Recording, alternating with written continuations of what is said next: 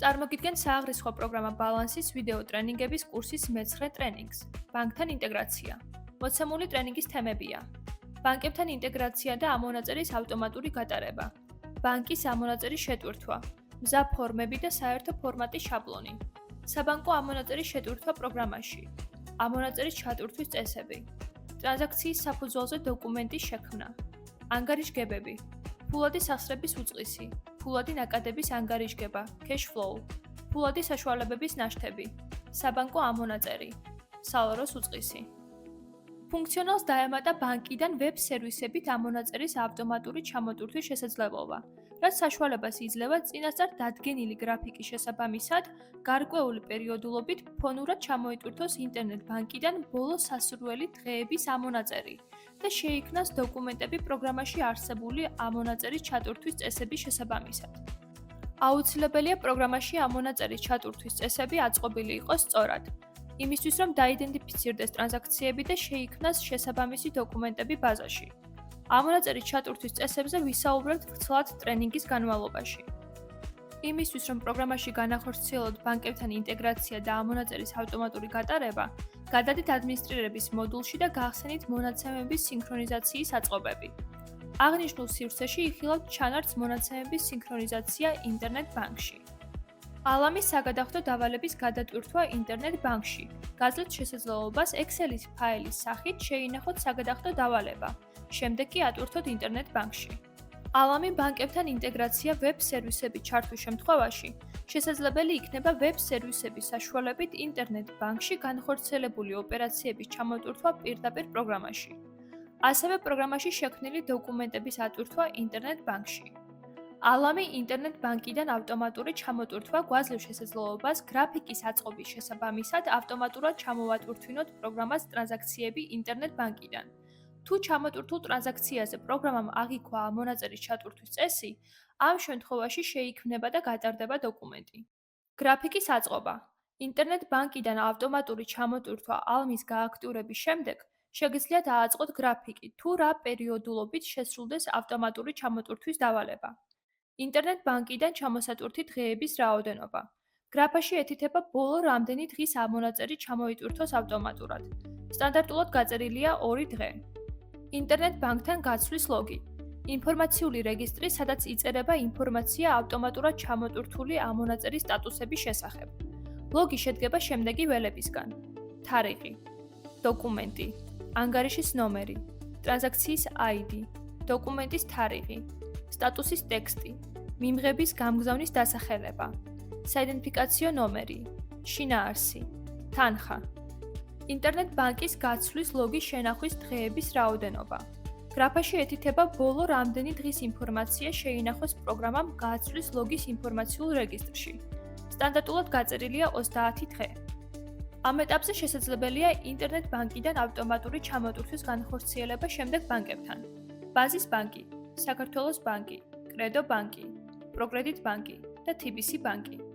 გადავიდეთ ფულადი სახსრების მოდულში და გავხსნათ ბანკთან ინტეგრაციის ჩანართი. ქუდურ ნაწილში ანგარიშის მითითებისთანავე, თუ მასზე მიბმულია საბანკო ანგარიში, ველების საბანკო ანგარიში, ბანკი და ვალუტა გადაივსება შესაბამისად. თუ მითითებული ბანკის საბანკო ამონაწერი მორგებული არ არის პროგრამაზე, მაშინ შეგიძლიათ ისარგებლოთ საერთო ფორმატის შაბლონით, რომელიც ჩაშენებულია პროგრამაში. გამოჩნდება Excel-ის ღილაკი, რომელზეც დაჭერით შეგიძლიათ პროგრამიდან ჩამოტვირთოთ საერთო ფორმატის დოკუმენტი და შეავსოთ ინფორმაცია.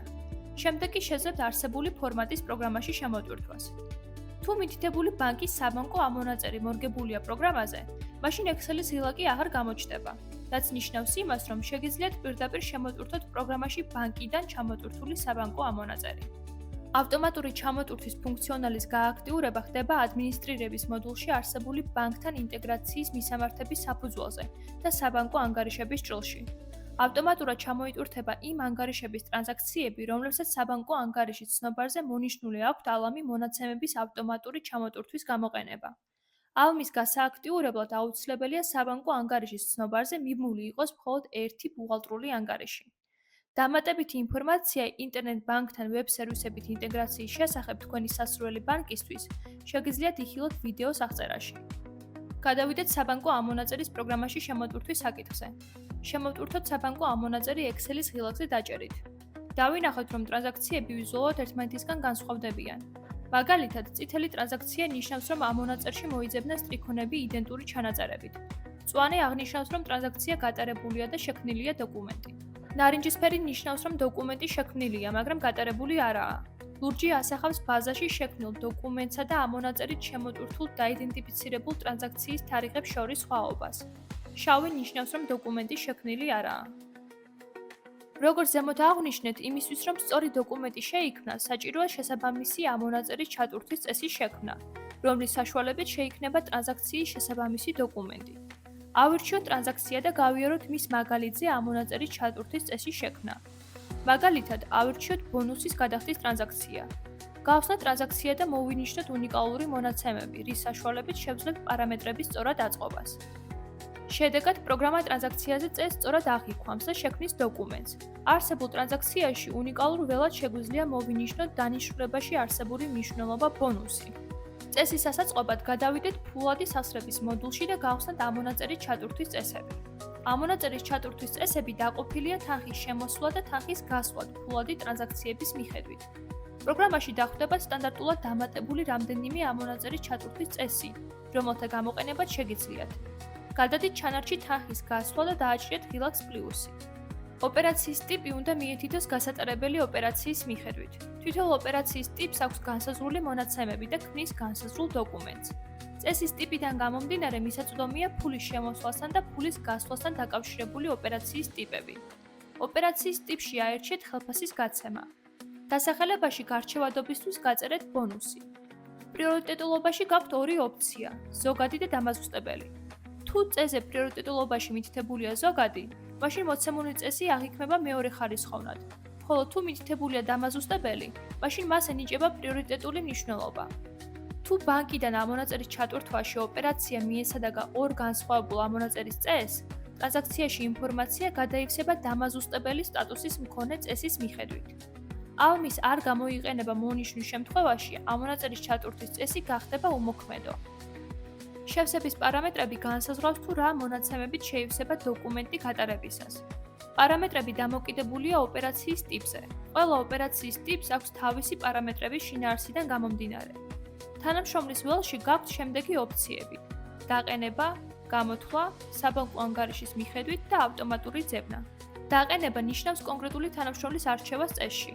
მოცემული წესის აღქმისას კონკრეტულ ტრანზაქციაზე დეფოლტად თანამშრომლის ველში მიეთითება წესში დაყენებული თანამშრომელი.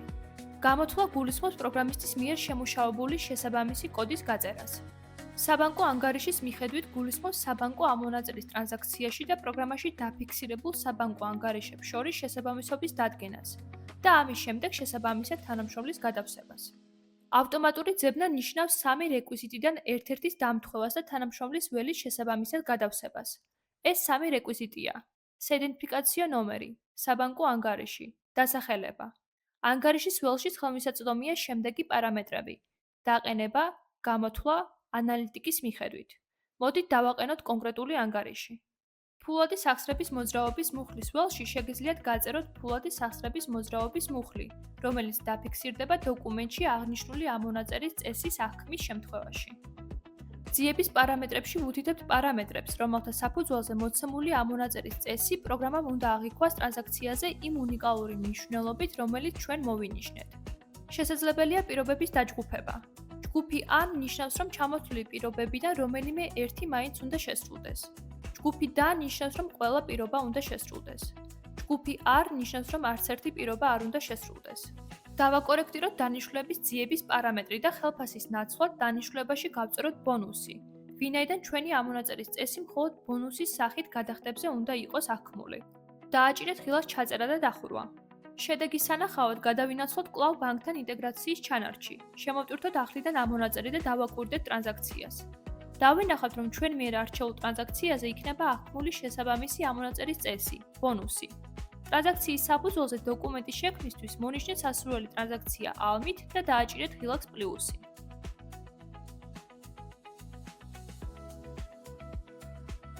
აქვე არის მოთავსებული დოკუმენტების ველი, რომლის გამოყენება შეგიძლიათ ფილტრის სახით.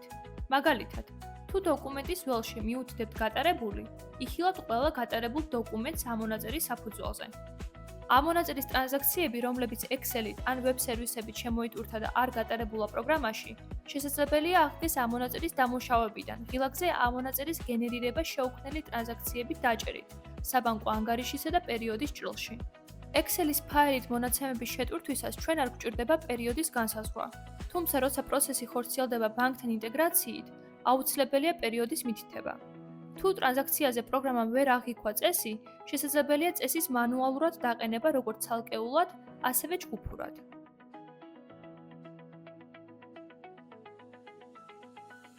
განვიხილოთ ფულადი სასრების უწყისის ანგარიშგება. მოცემული ანგარიშგება აჩვენებს, როგორ მოძრაობს ფული ორგანიზაციაში კონკრეტულ პერიოდში. აქვე შეგიძლიათ იხილოთ თანხა ვალუტაში და ექვივალენტში. პროგრამაში შესაძლებელია ფულადი ნაკადების ანგარიშგების ფორმირება, ფულადი სასრების მოძრაობის მუხლების შესაბამისად. ფულადი საშუალებების ნაშთების ანგარიშგება გვიჩვენებს ორგანიზაციაში არსებული ფულის რაოდენობას კონკრეტულ მომენტში. ის მოიცავს ნახტ ფულს სალაროში, თანხებს საბანკო ანგარიშებზე. საბანკო ამონაწერის ანგარიშგება ასახავს ყველა დოკუმენტს, რომელიც შექმნილია საბანკო ამონაწერის საშუალებით. ფილტრის დადება შეგიძლიათ პერიოდის, ანგარიშისა და ფულადი სასრების ტიპის მიხედვით. ასევე პროგრამაში შესაძლებელია სალაროს უწყისის ანგარიშგების ფორმირება. ის მოიცავს ნაღდი ფულის შემოსვლას, ნაღდი ფულის გასვლას, საწყის და საბოლოო ნაშთებს. იმედი მაქვს მიღებული ინფორმაცია სასარგებლო იქნება თქვენს პრაქტიკულ საქმიანობაში. დღეისთვის სულ ეს იყო. გმადლობთ ყურადღებისთვის და შევხვდებით მომდევნო ტრენინგზე.